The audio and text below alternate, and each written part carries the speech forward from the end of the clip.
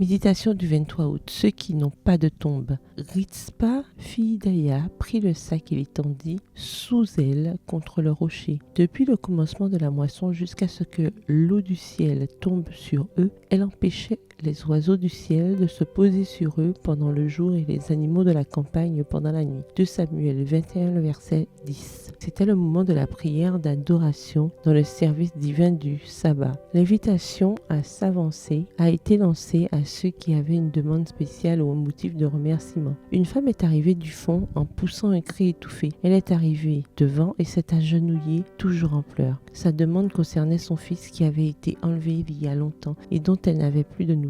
L'angoisse dévorait le cœur de cette femme et la tristesse asséchait ses os jour après jour. Ritzpa a passé environ 5 mois à veiller sur les corps de ses enfants afin qu'ils ne soient pas mangés par les bêtes sauvages. Comme ses fils avaient été pendus par vengeance, leurs corps n'avaient pas été enterrés. Si les animaux les avaient dévorés, elle n'aurait pas eu de tombe où pleurer. Elle ne voulait pas cela pour ses enfants. Voir Deutéronome 28, le verset 26. Ton cadavre sera la pâture de tous les oiseaux du ciel et des bêtes de la terre. Il n'y aura personne pour les troubler. Ému de compassion par l'action de Ritzpa, le roi David a ordonné que les ossements reçoivent enfin une sépulture dans le panthéon royal. Ce n'est qu'à ce moment-là que l'âme de la femme a trouvé le repos. De nombreuses mères à travers le monde souffrent de ne pas avoir de lieu où pleurer leurs enfants. Un nombre alarmant de personnes sont enlevées et leurs familles n'ont plus de nouvelles d'eux. Les mères passent des nuits blanches à prier pour leurs enfants disparus. Le cri qu'elles poussent est le suivant: j'aimerais avoir une tombe pour y pleurer. Cher ami, si vous avez vécu un tel chagrin, si jusqu'à aujourd'hui vous ne savez plus rien de votre être cher,